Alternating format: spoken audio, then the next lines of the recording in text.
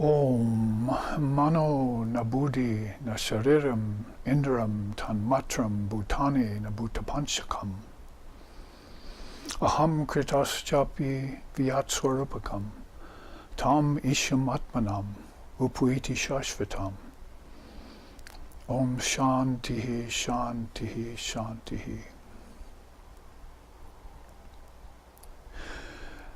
That one realizes the self in all, who dissolves mind, intellect, senses, objects, subtle senses, and all of nature, along with the ego, into the Atman in deepest meditation. For there shines Brahman. May that Brahman protect us, sustain us, and illumine our thinking process. Free us from impediments and obstacles.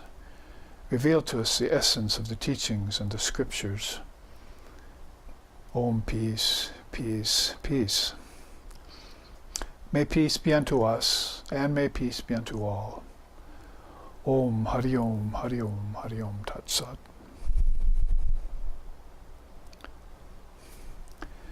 Chanting from Shankara's Vivekachudamani to start off this second and last class on the non-participatory participant. That's how we're, if you can say that 100 times real fast, or even 6 times fast.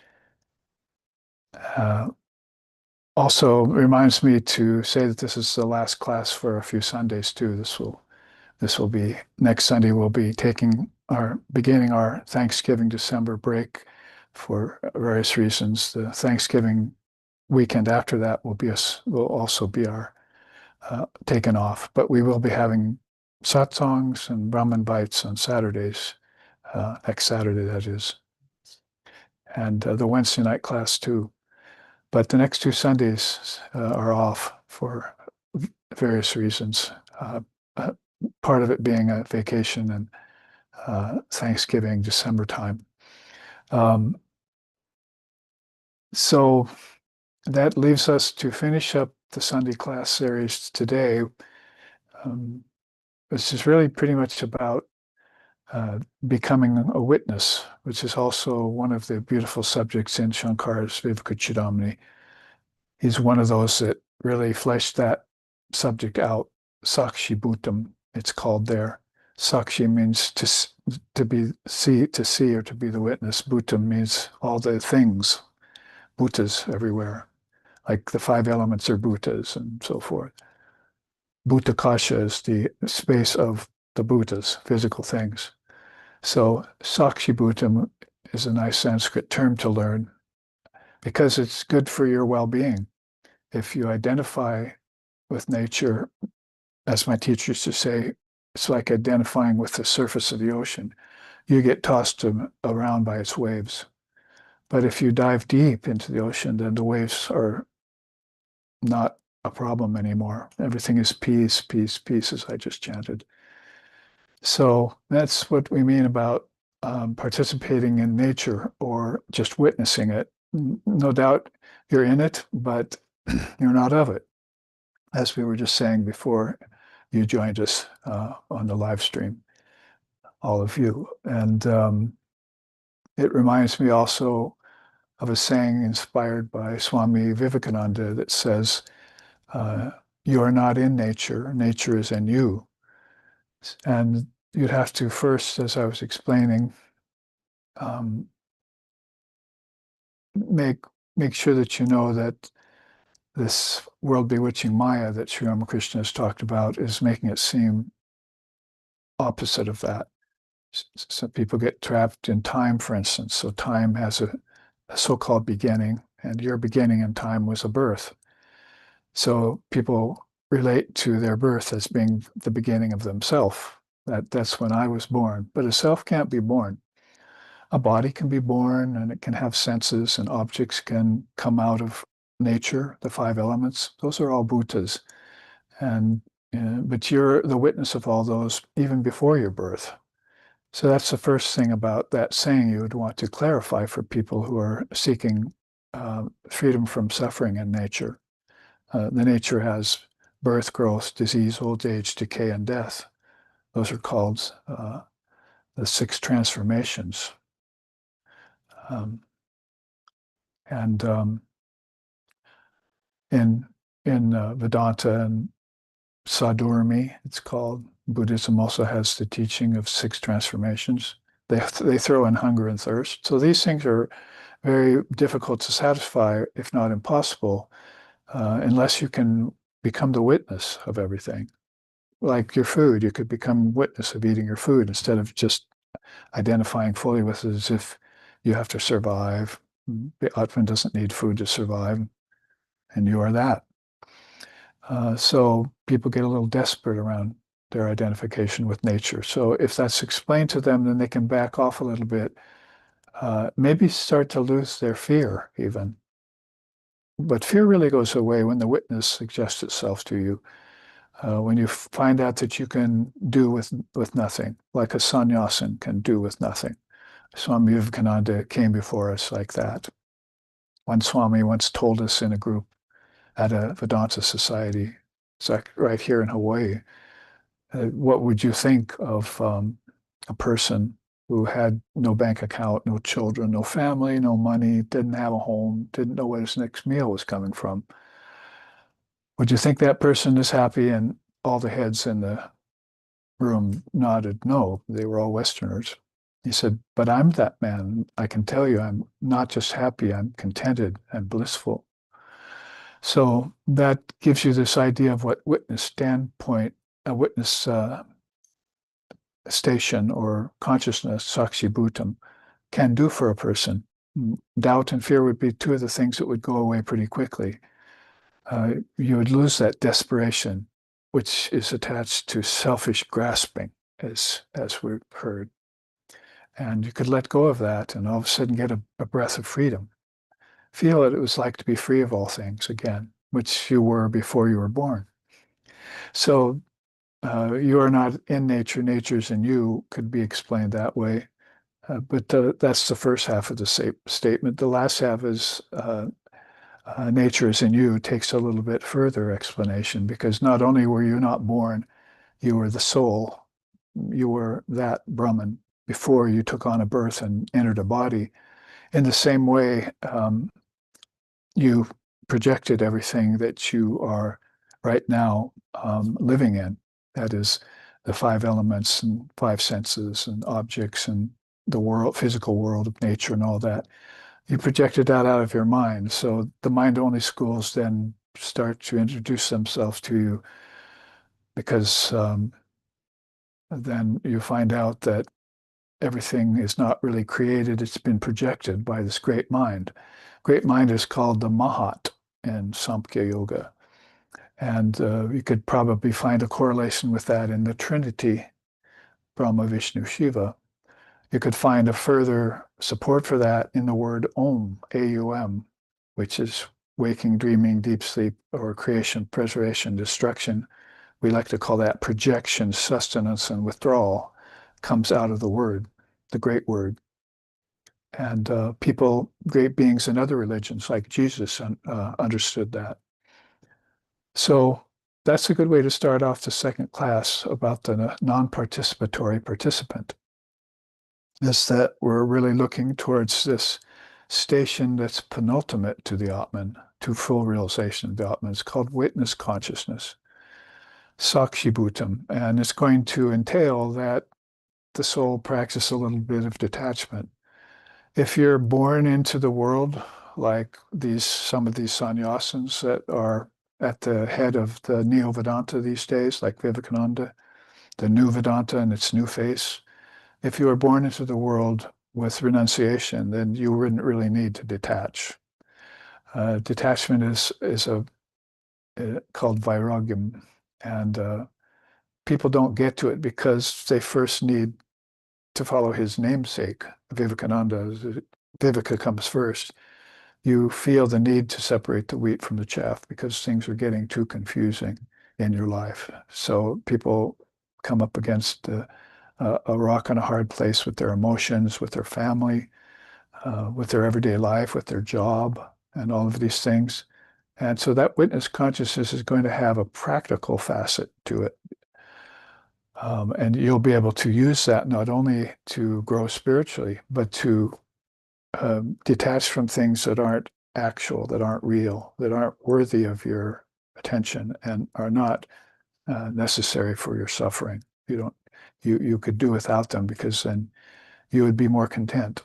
So all of these things are many good reasons why the practice of witness consciousness is a great thing. And we'll look at it today with a few other charts that have been created expressly for the purpose of engendering witness consciousness in us. We approached all of this subject last Sunday with that expression, cosmic subterfuge, right? And we made it up with the expression crystal clarity. So we showed some examples of people who had crystal clarity, that is, mentioning Vivekananda again, came in, fully renounced of everything. He was not attached to anything, so he didn't need to detach. So then he could go through his short life of some 39 years and accomplish so much in the spirit of full renunciation of things that were not real. When you renounce the world, then you get Brahman. And that has to happen through separating the wheat and the chaff. You get the Lord if you understand that birds have nests and foxes have holes, but you don't have any place to lay your head here. This is not your home. I sang that last week. Mono chalo nija niketane. Remember, I sang that beautiful song. And it has to do with, oh mind, return to your own home. Mono is mind. So, oh mind, return to your eternal abode is how that's put in English from the Bengali. So that's another way of expressing it musically and through a devotional wisdom song, a banchan it's called. So when you look at all those good reasons by which you can become yourself again, you could, as Holy Mother said, never lose your peace of mind again. You could hold on to that as if that's the most important thing in life, and never give way to depression, darkness, tamas it's called in Sanskrit.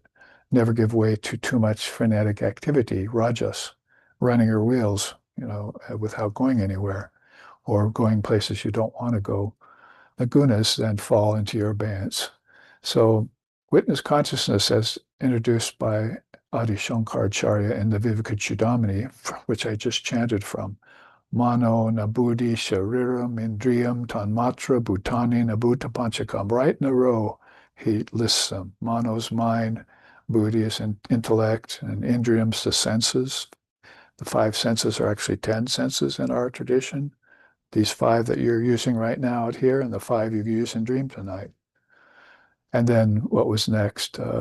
Tanmatram, the subtle senses, the tanmatras. We don't know a lot about those, but we've tried to introduce them to Westerners in SRV. And then Bhutani and Bhutakanchakam, all the Bhutas and the 5 elements. He lists them right in a row. Mano, and then he says, Aham kritas chapi vyap sarupakam, along with the ego, aham. See, so you also dissolve that. And into what? Vyat swarupakam, into the essence. Upayiti shashvatam, that is the Atman. And so all of those principles, or bhutas, tattvas they call them in Samkhya, get dissolved by you in meditation, he says. You dissolve these in meditation back to the Atman. And you do that every night when you go into deep sleep anyway. You dissolve them just like that, as if they don't exist. And then you come back to them. Why? Sometimes we ask ourselves, well, I don't want to wake up this morning. This isn't a good period. My emotions are out of control. I lost my job. I don't have money. My children won't behave. And I'm sick. And there are various things where the gunas have gotten out of control, if you even know about gunas.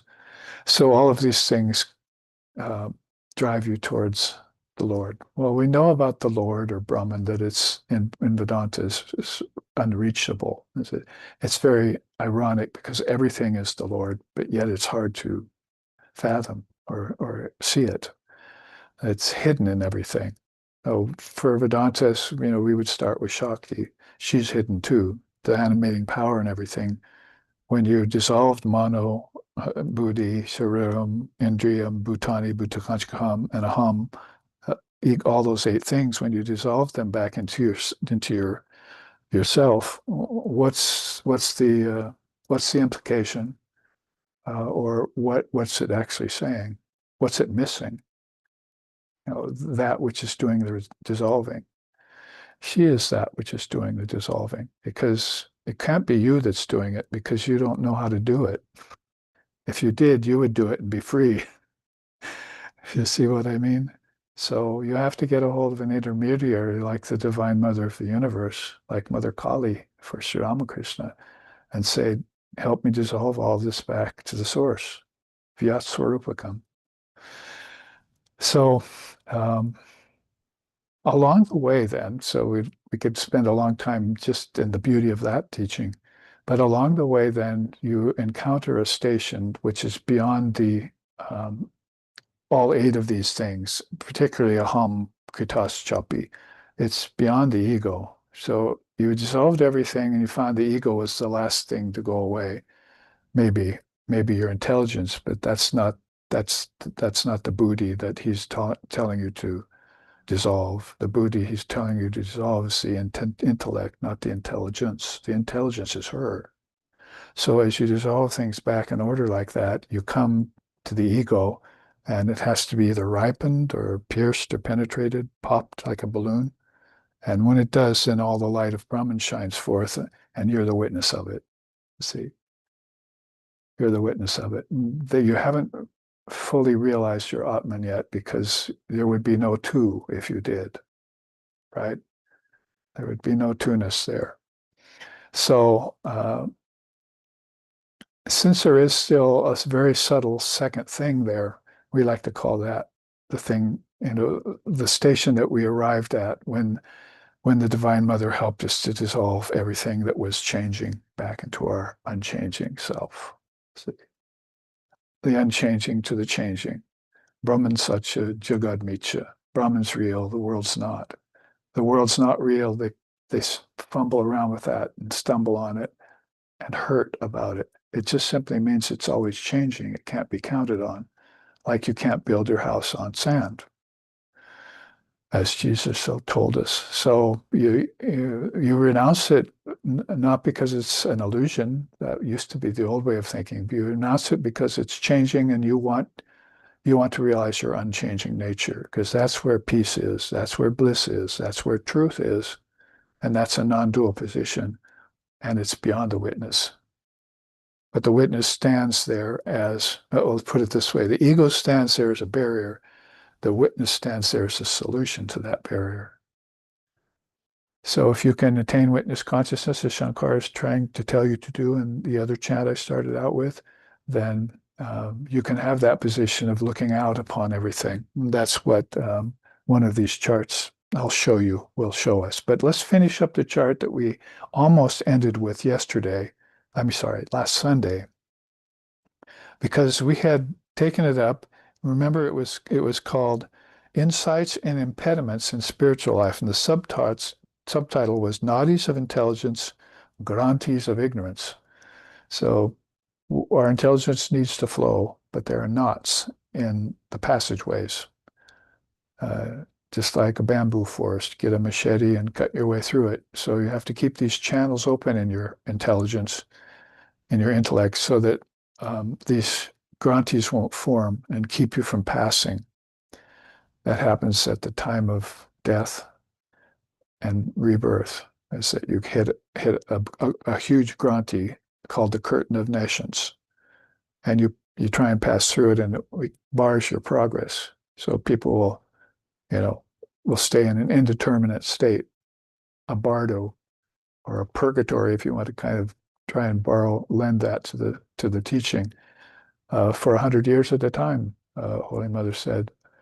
Some will pass through it and go to a heaven realm. Some, when they come back to earth because their karmas aren't rectified, then they have to pass through it in reverse fashion. So they'll come into birth thinking, I'm born. I just began. I'm me now. But they were themselves when they died in their last lifetime, before they hit the curtain of nescience, forgot everything that they had recovered in that past lifetime, came back through and was born again and knew nothing, and then had to learn it all over again. Does it sound like fun? To some of us, it does not sound like fun. Personally, I joke about it. I never want to go through high school and grade school again in my life. When I went to, in any life, that is, I went to college, this is a little better. I can be my own man, as it were. So to be caught inside of these institutions like the military, where, violence is an evil, it's condemned by religious people, but still they make it okay somehow. And politics and all the things that people are complaining about continually. We want to go through all those again and get stained by them again? No. We want to get free of the whole shooting match, pun intended. That is guns and violence. So in that way, then, these grantees of ignorance need to be broken down and maintained. You have to maintain that discipline that breaks them down till they don't grow again. It's like Sri Ramakrishna used to say, cut the banana tree with a machete, come back in a couple of days, it's already sending forth another shoot. Well, that's a good thing for people who like bananas, but he's not using it that way. He's using it as the ego and ignorance. You cut out that ego and everything that has to do with it, and you think you're fine now, but you come back a little while, a few days, another lifetime later, and there it is, sending out a shoot for a new birth, you see. And it's as if it thought that it never was a banana tree before, and it's having its first banana tree birth. But it's been there and done that many times, many thousands of times in an endless time span, because time has no beginning, middle, and end. People think, oh, I couldn't have that many lifetimes in such a short amount of time. But you're allocating time to phases. Time has no phases. It's intimate. It's infinite.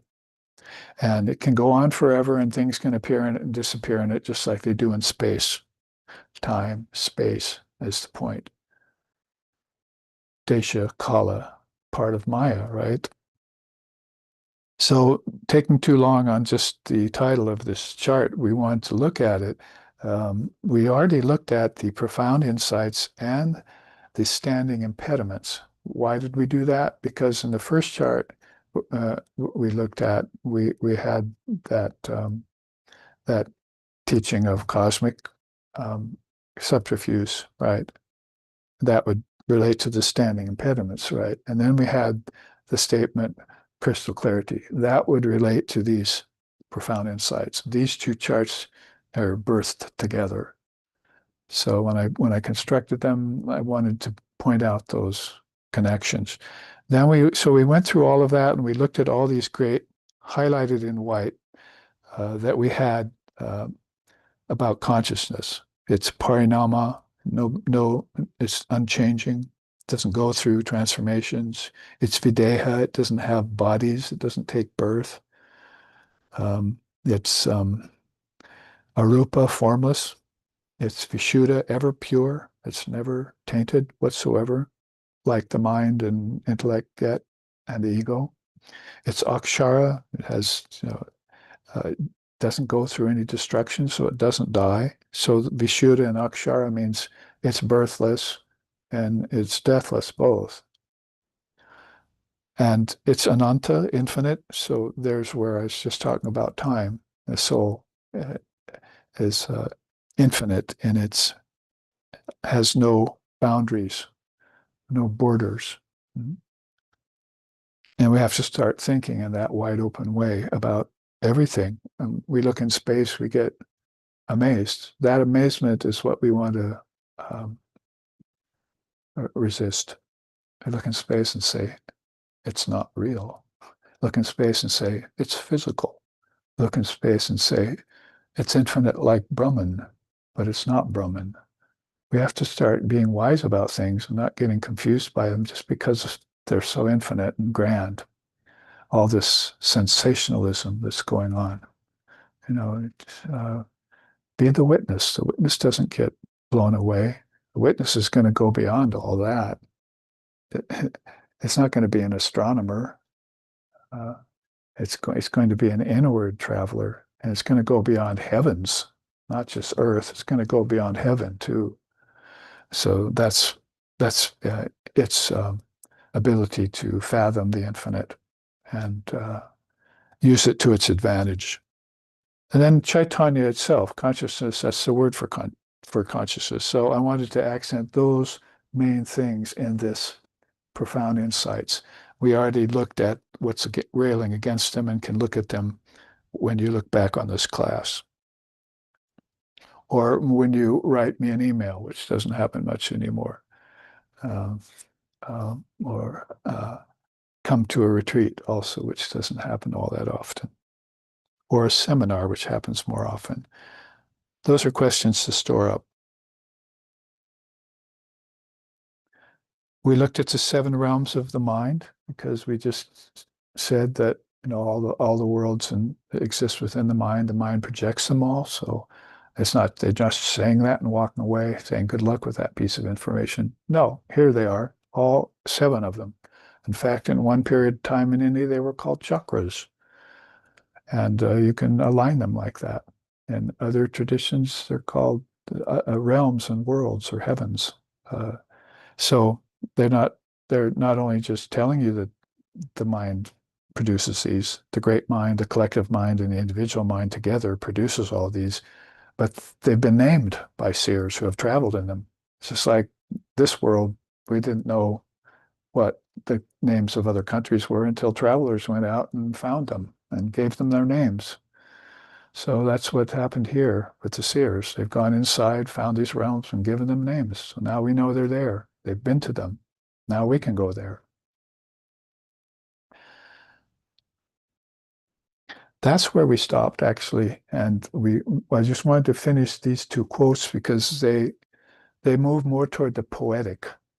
Upanishads and Vedanta is very well known for not only being adhering to truth, sometimes sobering truth, but clarifying truth, but also being very poetic and artistic by the way that it expresses itself. So listen to a few of these beautiful quotes. Here's what Prahlada said. If you look at Sri Ramakrishna in the Gospel, he's always talking about Chaitanya, he's talking about Prahlada, he's talking about Narada. He really likes Sukadev. There's a certain kinds of souls that he relates to who are devotees, bhaktas basically. And they have a wonderful way of describing the Lord because they worship the Lord with form. So here's what Prahlada said. Perceive the beloved, the primeval cause, Lord of the Trinity, sacred mansion of the complex world order. That's this. Abundant storehouse of wisdom principles. I adore thee.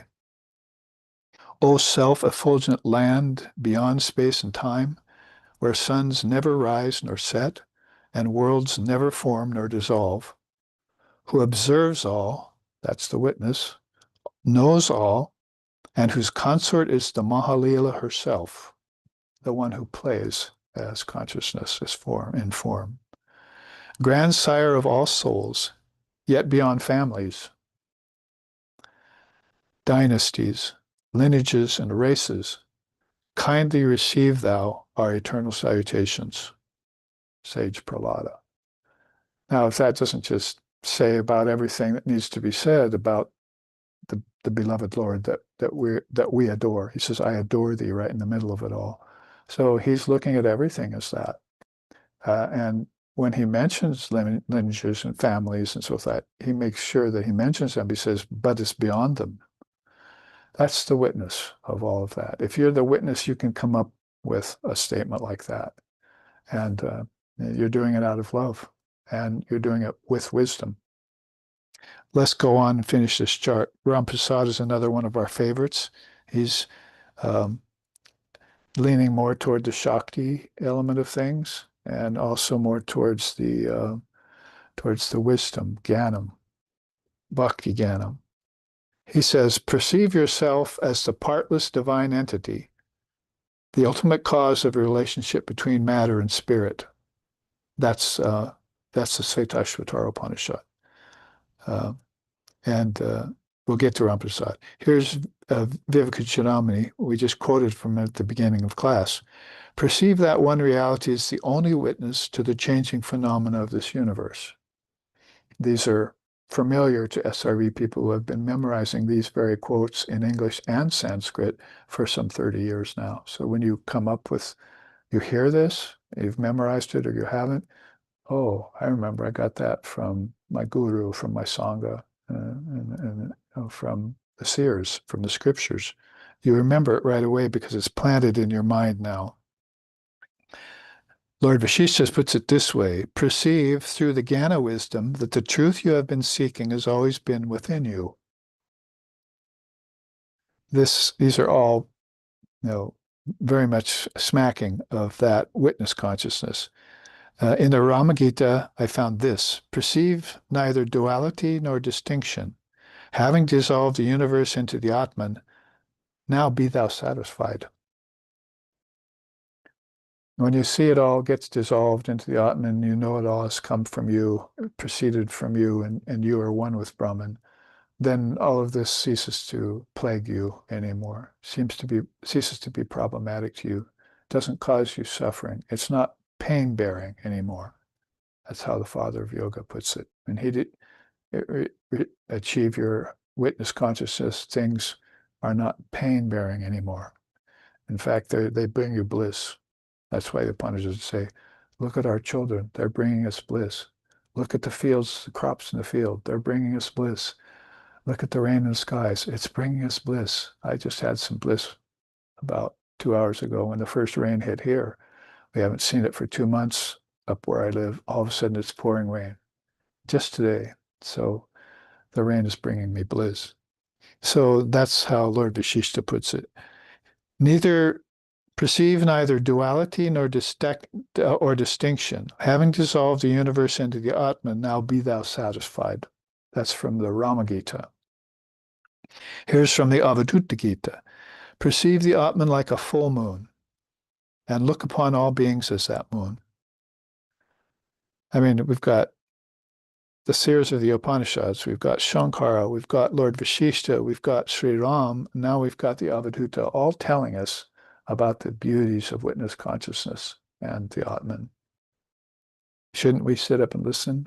Let's listen to another one from Swamiji himself. He says, perceive the glory of Vedanta.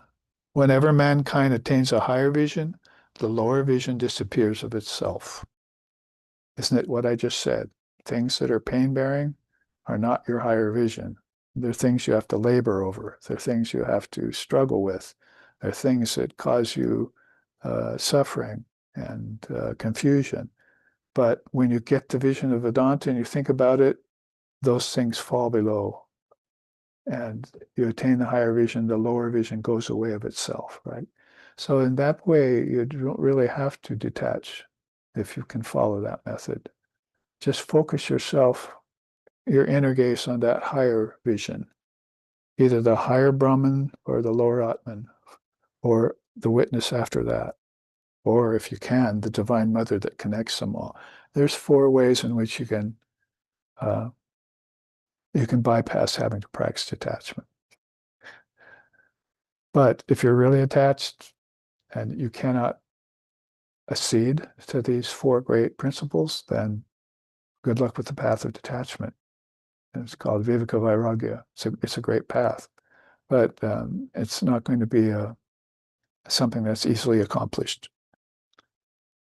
Bhakti would be easier if you can have this love for these great beings. So here's how Ramprasad puts it at the end. Perceive the blissful mother everywhere. One glimpse of her will kindle the fire of knowledge within you. Important to say within you because that's already there within you. It's not something you're going to find outside here. What you're finding outside here is the lower knowledge, apara. But what's in you is the paravidya. From the paravidya, you crafted the aparavidya. All sciences and arts and those things came from the mind, we just said. So you did that with all the collective and individual minds in the Burloka, in the Bhutakasha. So outside they are, but they all came from some principle inside, which is that fire of intelligence that we talk about. A good fitting end to that chart, which is a very good one, and its partner, its concomitant chart, which we call crystal clarity and cosmic subterfuge. Now, I told you, and I think I want to go with it now while we're looking at nature as witness. There are several choices here, but I think I'd like to go to this chart that really puts an exclamation point on it all.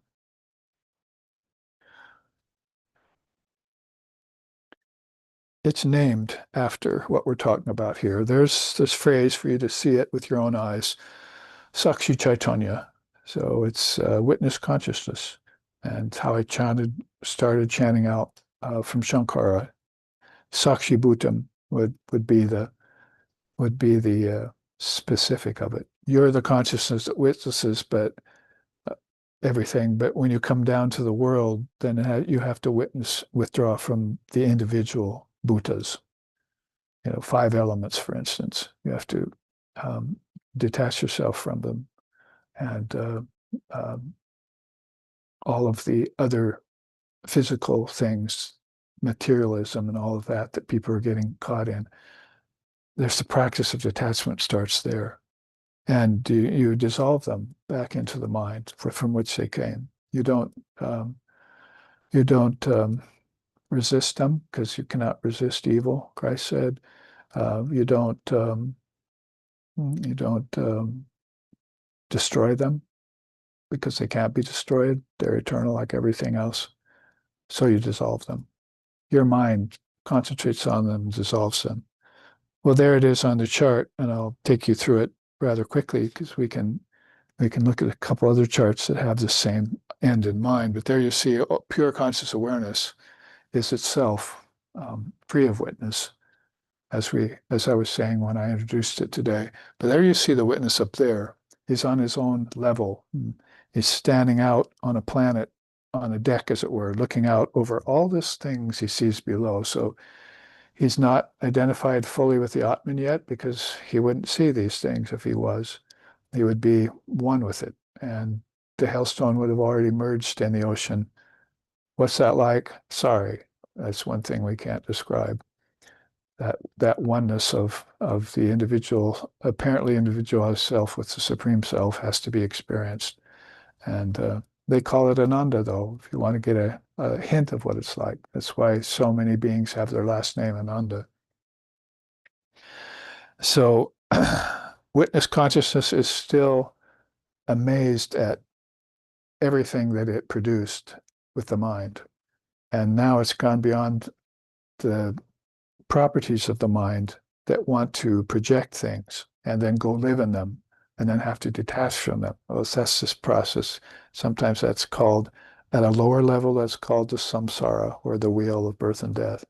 People are constantly getting on it, getting off it, being born, then passing away, and so forth. So that's what they're trying to get free of, that circle of birth and death, the cycles of birth and death. So how the witness consciousness got itself there was becoming a knower of the word and all of the things that the word does, that the processes of the word. If you had come with me to India over a year ago, we went to the Sharda Tapovan, and we studied a whole week on the word. I had made 7 new charts, 1 a day, for the word. And we spent the whole day up there in the Himalayas, the whole week up there in the Himalayas, day by day, going through all those charts about the word. That's because it's that important to do so. And that's why in the beginning was the Word was with God, and the Word was God. that connection between God and his word is very important.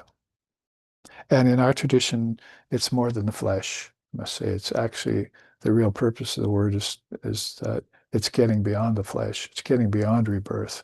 It's getting beyond the body, and having that experience of oneness with the Almighty Father or with Brahman. So those three things are paramount up there. The Lord Vashishta comes forward again and tells us the witness sacrifices and takes on the appearance of the jiva. Jiva is the embodied being, right? With its power to engage in limited consciousness.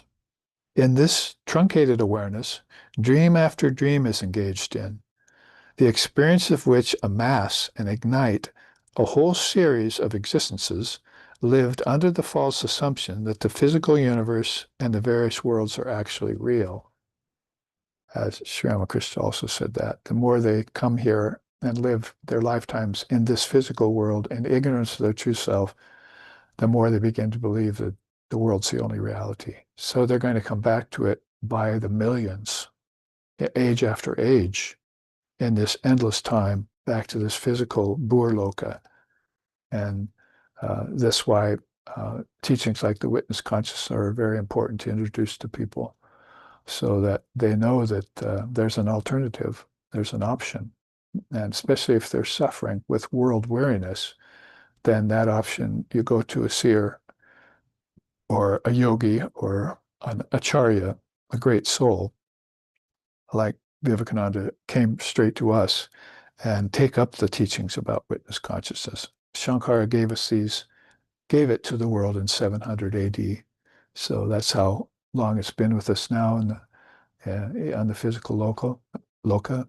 It was probably there before him, but he was the one that brought it out and really emphasized it. Sakshi-Bhutam or Sakshi Chaitanya. So as the Indian seers realized that when they withdrew from the world, they weren't yet fully immersed in Brahman. What do I call that? What do I call that? It's a state in between. I could call it Bhavamukha, but that's something I come back to after I've gotten realization. I could call it Vijnana, same thing, something I come back to after I've got Vijnana. But what is this state I've reached that's beyond the world and just short of God? That's witness consciousness. And I feel real good there. I feel more like myself there. I'm detached from everything. Everything's not pain-bearing anymore. Even my children, my crops, the rain are bringing me bliss here. And I didn't go anywhere. I'm still me, sitting right here in the same house. When I started practicing spirituality decades ago, all of a sudden I shifted and my mind changed. And I got witness consciousness. You know how Holy Mother put that when people came to see her. They wanted to see, oh, the wife of the great Sri Ramakrishna, the Kali Avatar. What's she like? She's so modest and quiet. I gotta go see her. So they got to her and saw her there. Different stories were there, but one time she got kind of humorous about it. And she said, well, why else have you come to see me? Have I grown two horns? So that's what I'm trying to say here is that you sit in one place and you practice your spiritual disciplines, your mind transforms. Everything else stays the same. Your mind shifts to a higher position. Your parents don't recognize you anymore. Your family disowns you. Your friends go away. It happens all the time when people get into spiritual life. People don't understand you. In an extreme case, they'll crucify or poison you. Depends on how outward going you are about your inward realization. But in terms of witness consciousness, it's an intelligence that kicks in that keeps you at a certain level of consciousness free of falling back, free of falling back. That's what the witness is like. And what's he now looking out upon? He's looking out about all the dynamics of higher perception that were there. The 12 Mahatattvas. I have a separate chart on that. We're not going to spend our tiny amount of time today on it. Mahatattvas are just high teachings.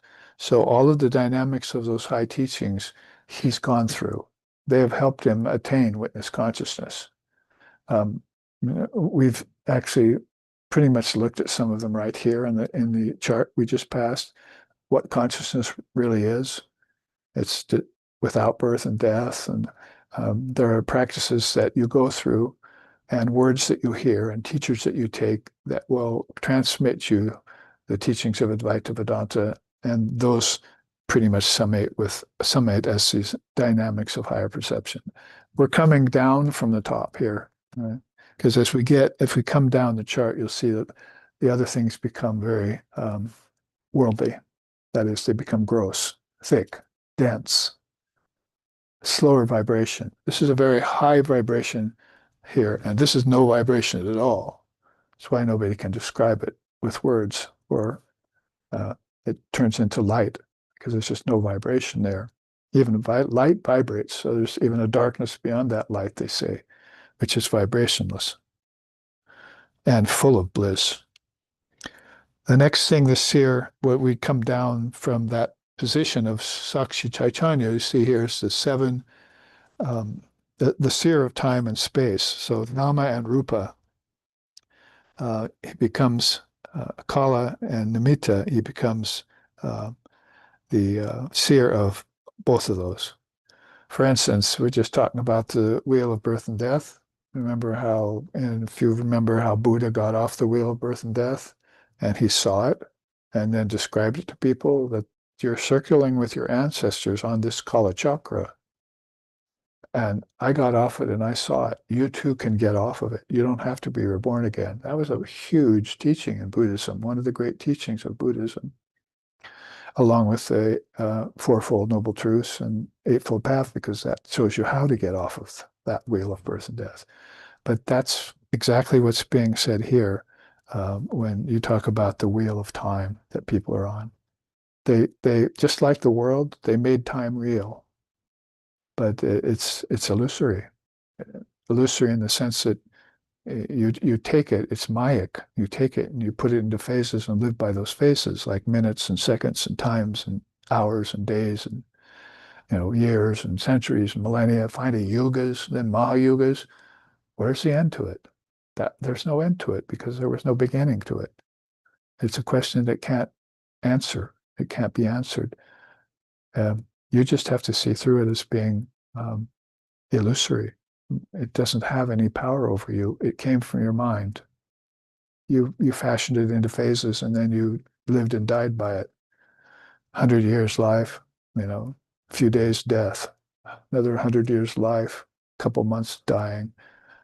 People go back and forth by that. That's opinion in their mind, Father of Yoga says. That's why they have abhinivesha, fear of death, because they thought it was real when they went through it.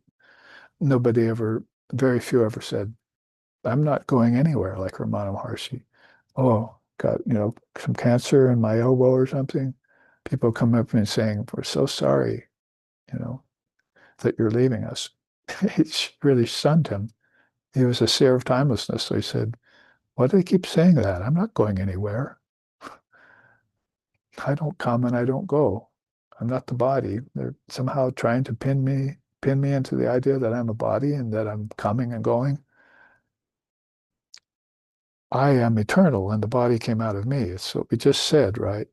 You are never in nature. Nature is in you. It's the very same thing, only on the individual level. And these individual things is where we have to take the Maya first and disprove it. And then we can do it at the collective level as a group. That's what a great religious lineage is. It should be what a family is too, a dharmic family. They should be samara-sattva, as we were teaching here just weeks ago. They should be putting their forces together, Shiva and Shakti, and saying, that's not true. Let's help each other prove it. We're living in a misconception. Let's destroy it. How do we destroy it? We dissolve it back into the source. Well, maybe too long about time, but it had a lot of connected teachings. This plateau here is named, in fact, the whole thing is communion with the deities up here. Now, if you come out of pure conscious awareness, then the other thing the witness, the attainer of witness consciousness has gone through is he's seen the gods and goddesses. Boy, you just read about Sri Ramakrishna. There wasn't a man who had vision of so many gods and goddesses as he, and told everyone about it too. So he pretty much put the nail in the coffin about disbelief in deities. Uh, they're not ultimately real anyway, but that's speaking about it philosophically. If you want to speak about it experientially, experientially, yeah, you know what I mean, through your own experience, then you're going to say, I had darshan with these deities. And then like he said, when I had a vision of Sita, the most pure and beautiful woman I'd ever seen. So he had vision of Hanuman, and there's a Ramakrishna Upanishad now out, about him that says that gods and goddesses showed themselves to him in droves, just in great numbers. It's like if a man, an avatar like that is on earth, he comes into full realization in front of collective humanity, the deities all turn and run toward him. Here, look at me. Here, look at me. They're like kids. The deities are like kids to somebody who has witness consciousness. And that's why you hear that all the gods and goddesses are within you. They're your powers. Everything from your guardian angel all the way up to your highest ideal is within you. So when you come to that kind of a realization, then you're the controller of name and form and time. And now you can then remove these appearances and reach the highest Brahman. Sri Ramakrishna also said, while we're on the subject, when I saw Indra and in the Indra Loka, he said, come into my Loka. And I said, it's very beautiful there, but I'm going to Brahman. So he went in his consciousness to the highest level of awareness and did not accept the invitation of the Lord of the gods to go into his realm, one of these high realms, right? Where the gods, the God of the gods lives and resides. So he was giving up name and form and dissolving it all back. So that's why this says remover of appearances, not only of these gross low ones that we suffer from, the appearance of suffering and war and all these things that shouldn't be there, but even higher appearances, you're able to witness removes them too. Coming right down is guardian of all souls. That witness is Mahavirya. That witness has now become a protector of all beings because he's seen that they're stuck in Maya or on the wheel of samsara. So he's got the witness power to reach into them like Buddha could into the ancestor realm, right? And say, here, come with me, follow me. I will show you freedom. I'll show you a way out.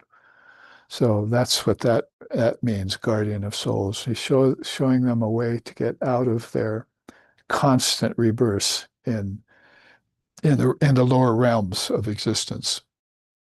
So naturally, master of life and rebirth, destroyer of death are these two waterfalls that are falling here in the valley. Next is, not only does he know the higher dynamics, the Mahatattvas, but of course he's known the 24 tattvas. And we've been sharing those with you since SRV started some 30 years ago. We started into the Samkhya Yoga studies because so many people in America and in Europe don't know about Samkhya Yoga. Vedanta some, Buddhism some, Tantra a little, Yoga maybe some, but Samkhya no. And Samkhya is the foundation of it all, the 24 cosmic principles as put forth by Lord Kapila, the great seer of India. So yeah, that's why we've been sharing them because when he says mano na buddhi sharira indrani tanmatram bhutani na panchakam aham kritas japi. Those 8 things are part of those 24 cosmic principles. So dissolve them all back into the self where they came. On the way, you'll become witness of it and you'll see that it's all true. It's true. It's true. Like Swami Vivekananda, after he passed, appeared to one of his brother monks and said, I've spat out the frame, he said. I've kicked the body. And I wanted to let you know, brother, that everything Sri Ramakrishna taught us was true, is true, is true.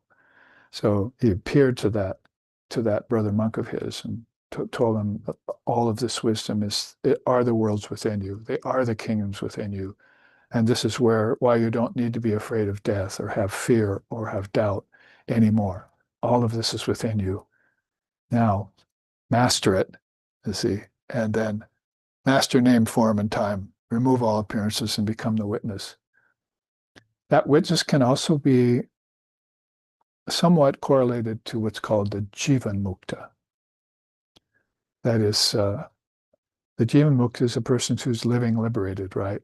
In their case, they might have already gotten their realization and come back fully embodied. And whereas the Videha Muktas, Videha means no bodies, they've gotten their realization beyond the witness, and they're not coming back into bodies again necessarily.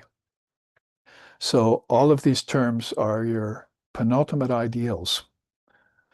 Witness consciousness is probably the best penultimate ideal of all, because it sort of assumes that when you speak about it, that the soul has not yet reached his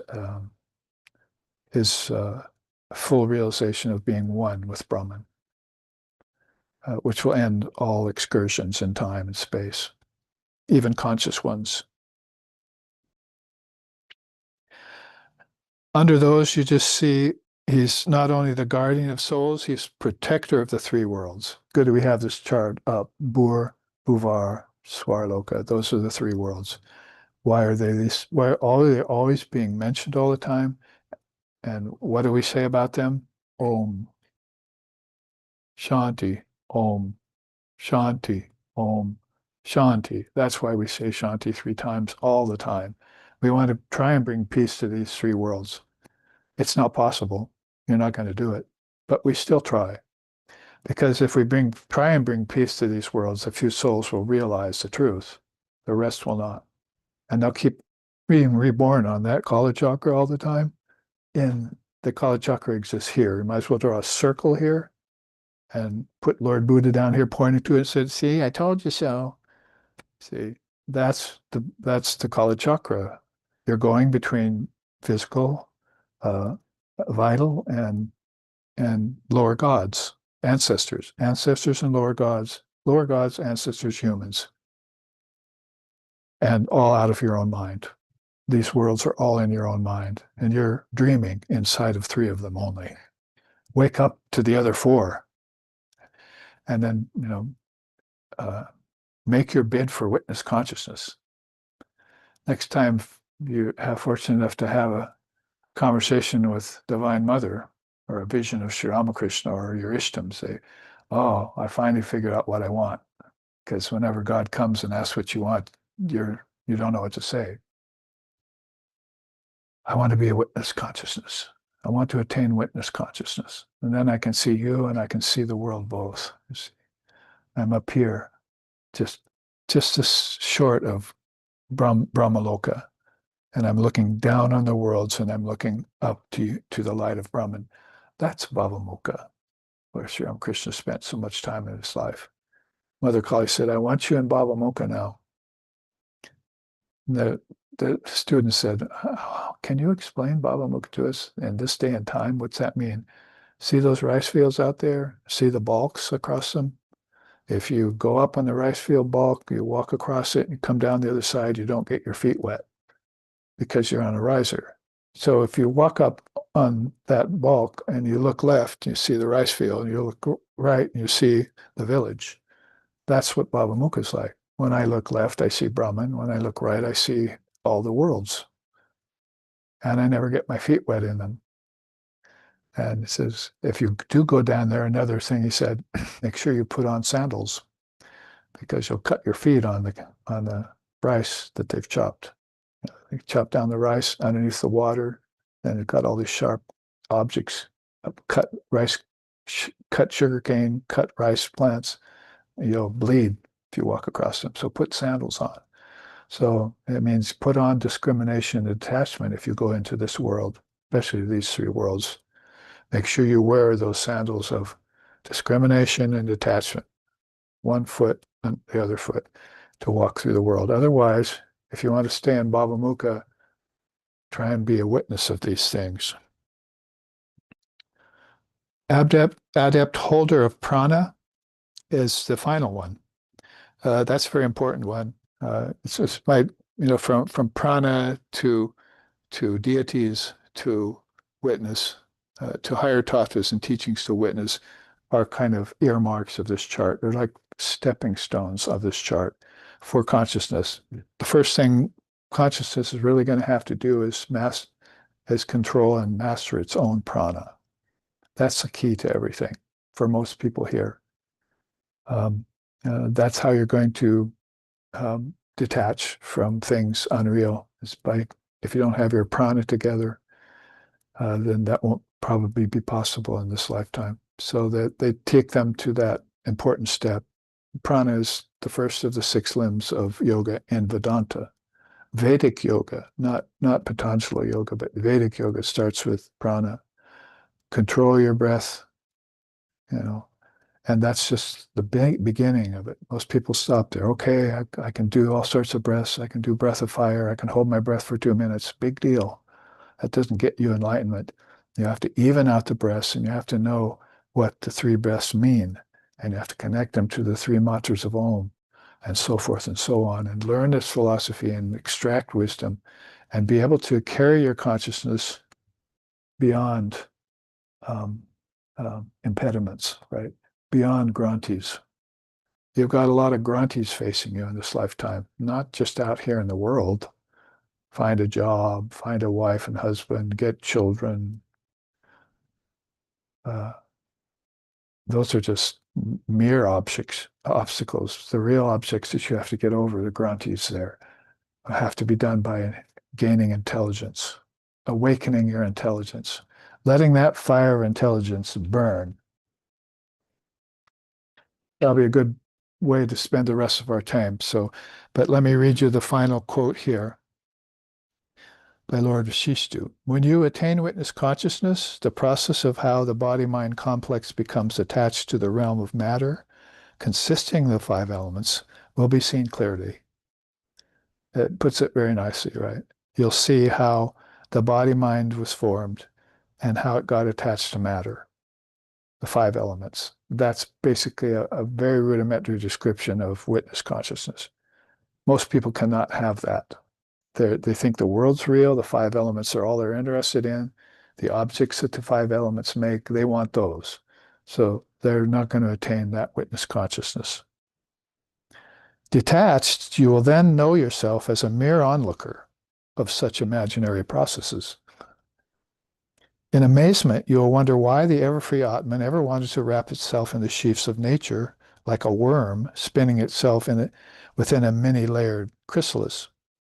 Oh, it is also perplexing. So he describes it in 3 very nice steps there. When you attain that witness consciousness, you'll see the body-mind mechanism in the 5 elements and the 5 senses attached to objects. And then you'll when you're detached like that, how did I ever get involved with that? Because I see that's a dream that's going on in the collective consciousness. After that, you'll be amazed. And you'll wonder why the Atman, which is free all the time, ever free and ever bound, ever wanted to wrap itself up in that thing called nature again. So basically, that's Kaivalya. And maybe I'll flash both of these at you, but let's see how much time we have, because Vashishta is pretty much pointing to Kaivalya here. Let's look at Kaivalya real quickly. It's detachment from nature. It's if witness consciousness is the penultimate condition for you, the individual, then Kaivalya is the penultimate condition for everyone. So this is actually means separation from nature, Kaivalya. And a beautiful Sanskrit word. So there you see the subtitle, Isolation of the Sentient Soul from Insentient Nature. Vashishta was just talking about that on the last chart. He said, well, I'm amazed that I ever got involved in that, because now I see I'm a sentient soul. and nature's insentient. Why did I ever get involved in the insentient when I'm the sentient soul? It doesn't make sense to me. How can the soul become slave to nature? Well, 140 AD, Patanjali probably lived about that time. And he said the problem with this age, when he came into the body, father of yoga, yoga is that the seer has become enslaved to the seen. The seer has become enslaved to the seen. This was in India. Kali Yuga affects everyone, India or America. So basically, that's what he's talking about here, and it's being echoed here as well. Is that the sentient soul should never have become attached to insentient nature. It can observe it from a witness conscious. It can even participate if it doesn't identify with it, but if it only associates with it. That's how Shankara would describe it. Identification with it? No, no. Association with it? That's better. How about witness of it? Best of all, you know. So it's like three different levels of attainment there, if you will. Well, Gaudapada was, of course, Shankara's teacher's teacher, the great Advaita, and he says here, Kaivalya is the property of being isolated or having detached from others. That means that the isolated element, the Purusha, is distinct from Prakriti and its three gunas. Leave it to Gaudapada to put it in one short sentence, whereas maybe Vasishta might take you through 3 or 4 sentences as steps. But Patanjali too, because he was also a student of Gaudapada in his next lifetime. It's called Govindapada. So he also put it, the seer has become enslaved to the seen. That's a very short sentence that causes you to draw back. And that drawing back is the beginning of witness consciousness. See, I need to detach from all this. I feel better when I do. I mean, just take it as a feeling first, you know, an intuition. I think I'd be better if I didn't get involved in that. If I could somehow gain mastery over any living thing here, you know, it would be better. As Akshram Krishna said, man's wife dies. He wants to give up his body, he wants to die. 3 months later, he's married again. I don't know, that's probably not a good thing, but it can be a better thing if a person, you know, is able to withdraw from death. Like, oh, my dog's dying or my cat's dying. So it's been in my family so long. I hear this all the time. But, you know, a couple of weeks later, they'll get another kitty or another puppy, you know, and they'll remember the other puppy after they put it to sleep or after it dies. It lived its life, right? So they suffered a lot with the death of the thing. But that puppy is the reincarnation of its previous puppy, previous dog you had. And it's just consciousness assuming another form. If you're into a personality, not only a dog does not have a personality, but you don't have a personality, not that's real. The Buddhists will teach you this. The personality is not real, so don't get attached to it. Get attached to consciousness. The consciousness in the dog, in the next dog after that. Yeah, fine. Same with human beings. Same with the gods. Personality is suspect in that way. So that's why Holy Mother said, forget forget your uh, uh, forget your personality. Remember your true self, she said. So forget the ahamkara. Remember your Atman. And then you'll be much better off.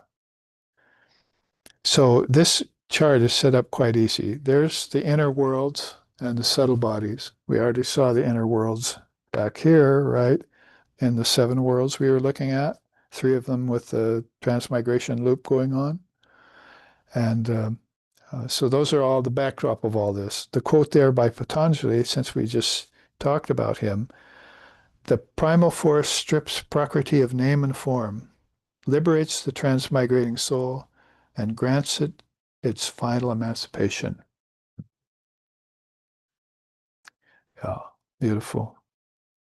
Pratishtha Swarupam Vachiti Shakti iti. In Sanskrit, it's very beautiful too, but in English, this is what it comes out to. The primal force strips Prakriti of name and form, and then it liberates the soul and takes it back to its true nature again. It's just put so clearly. Name and form of nature is a superimposition over you coming out of your own mind. Primal force is Shakti. She'll come along and say, give that up now, come with me. Drop that name and form. Don't think about it anymore. Come with me like you did in deep sleep last night. You won't miss it, but what you'll gain is your own self, the light of bliss. You'll gain the truth. You'll gain peace. You'll gain life eternal. Don't grasp onto it. Don't kick and scream and resist all the time. Drag your feet. Go into the spiritual life wholeheartedly. The diagram over here then, because there's the inner worlds and here's the gods and goddesses over here that we talked about in the other chart. So here's the Sahasrara chakra. Maybe just for those of us that are at least here in the room, we can see this Satya Loka, right? If we took these as the 7 chakras, then this would be the 7th, right?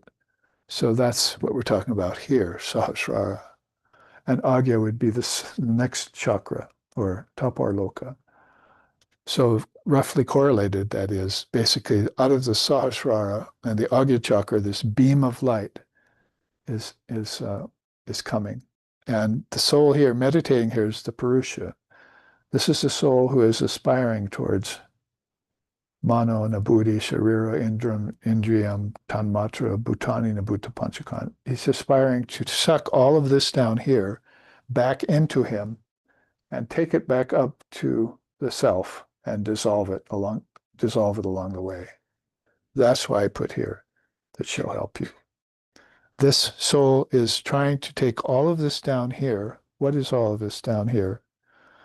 Now you see it there.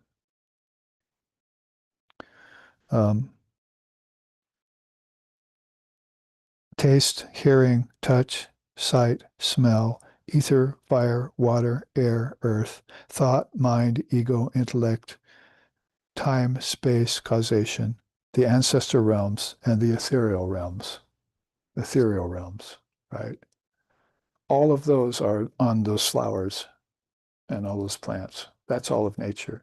He's meditating to get Kaivalya. So he's going to take all of this, Mano, Nabhuti, there's Mano, there's Buddhi, there's Chittani and so forth. Aham, there's the ego. He's going to take all of that up and dissolve it back into the self. As he's trying, Patanjali says, the primal force will help him. She'll strip all of this away from him. This is name and form down here, right? She'll strip all of this, even these realms, right? The etheric realms where name and form is appearing. She'll strip nature away and she'll liberate him and grant him his final emancipation. And he'll do that by gaining Kaivalya. He actually transcends nature, like you did in deep sleep last night. Nature doesn't exist for you anymore. Where did nature go in deep sleep?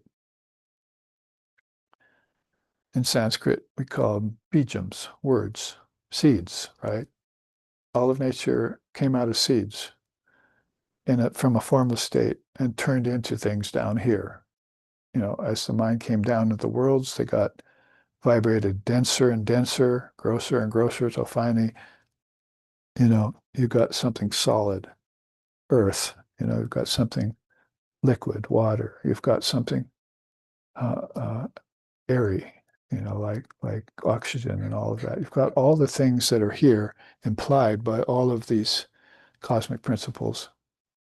Should we go back to the cosmic principles again and see how the witness was master of all of them? See the 24 cosmic principles there? The witness was master of all those and removed the appearances and went back into witness consciousness. That's the same thing as going on here. Witness consciousness isn't mentioned here, but this is what stage he's going to go through as he um, sees that nature is changing and ephemeral, transitory, and outright dreamlike after a while because he can't see it in deep sleep and he doesn't ever see it in samadhi. It even goes away from him at death for a while. It's that most people who are not illumined, their death, they'll take a rebirth in one of these heaven realms and come back to earth. We've just said that already. So nature is not completely seen through as being changeful, right? It's not a parinama. I mean, it's parinama. For the people here, it seems real. It's always changing. The change seems real. For the seer who has consciousness, he knows that change is not real. Only Brahman's real, and Brahman's changeless. So this is why we're looking at great great sayings about that from Gaudapada, from Patanjali, from Sukadev, and from Prahlada and Vivekananda. They're all saying this to us.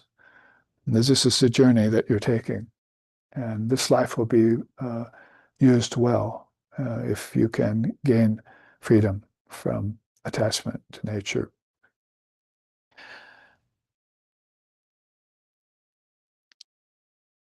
Should a man be reborn then?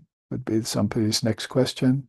And they asked that of Vivekananda. He said, I certainly hope he will not. Not until he can do so in full consciousness. So a person in full consciousness, like Ramakrishna, will come out of the highest chakra, thousand-petaled lotus, right, or the highest world, and then through the Agya chakra and down to the other chakras. He won't go lower than the heart. Sri Ramakrishna said, I've come down to the Anahata chakra, and I'm looking at the three lower worlds, but I can't go there. You must come up to me, he said. Come to the heart. Here.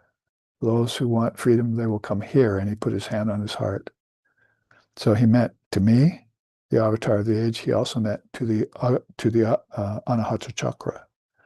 These chakras are lower. Swadhisthana, Manipura, and Muladhara. Basically, those are the transmigration chakras. People are coming and going through them all the time. How? Oh, through nadis. And why aren't they getting beyond this? Because of the grantis.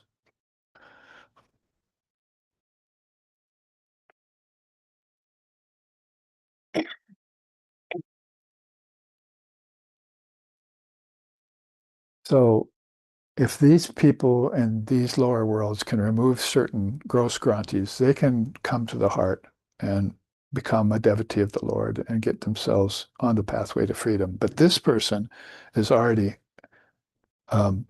meditating on the highest chakra. See, he's meditating on the third eye and the Sahasrara.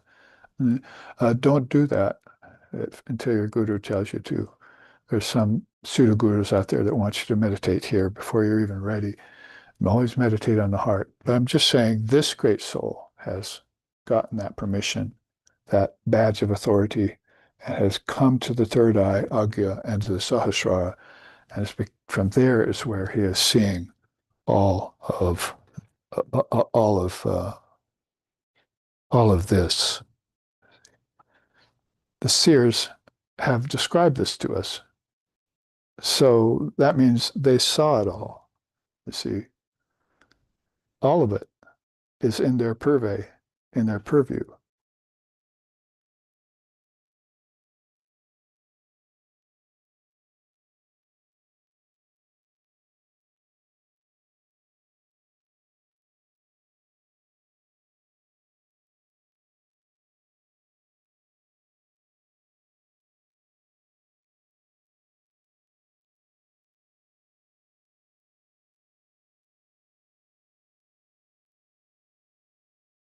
The the great seer Vachashpi says, Koivalya denotes total absence of the three types of sorrow, dukkam. As the Purusha is totally opposite of the three gunas, so isolation, Koivalya, is natural in the case of the Purusha. Absence of the three gunas, then, a trigunya, denotes absence of pleasure, pain, and confusion, sukha, dukkha, Mahorahitva. That is, moha is delusion. So one of the great seers of the Upanishads has given us that beautiful sloka. So he's telling you that, this person, this soul had suffering here, three types.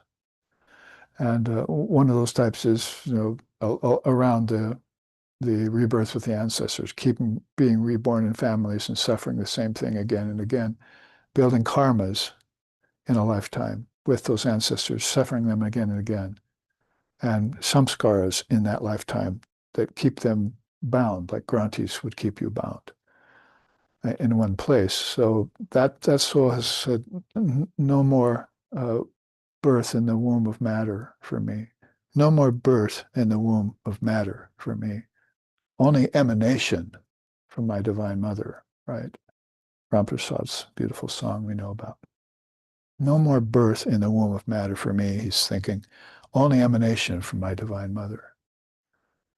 So he's then, of course, much beyond people of the lower three worlds who are constantly having the three kinds of pain.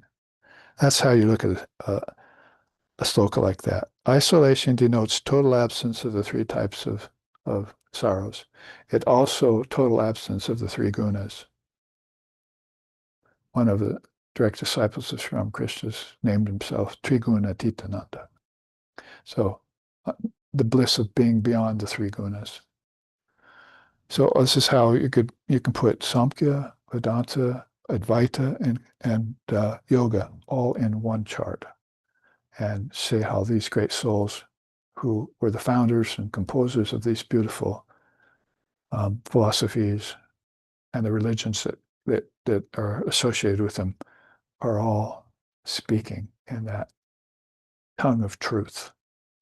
They're all using the tongue of truth and saying these great teachings to us because they have seen it all. If they hadn't seen it all, they couldn't make beautiful scriptures and descriptions like that. Just, made it up out of someone's imagination. Why would you in trouble to do that? And so it's a point, Paschapti says here, a point is that, and because he sounds very Buddhist, or Buddhist sounds like him, because he came before Buddha. But basically, it sounds very much like, why are you telling us this? Why are you taking the trouble to tell us this when you have this bliss? Because I don't like you to suffer. Like Buddha didn't like you to suffer. I can't really enjoy myself in Kaivalya if you're suffering. See, like Vivekananda took that tack too. It can be sung.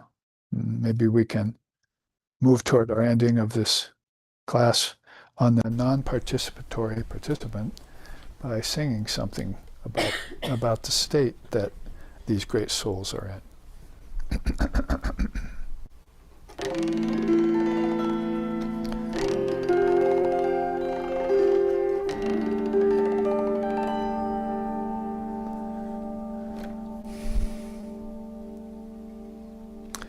Samasteshu vastush vanusukam ekam samastani vastumi yanaspre shanti vyadvat sada shudamacha swarupam sanecha palabdis swarupahamatmam Upadavyata bedata samaninam tada bedata buddhi bedeshu tepi yata chandrika namjale chanchalatmam tata chanchalatvam tavapita vishnu.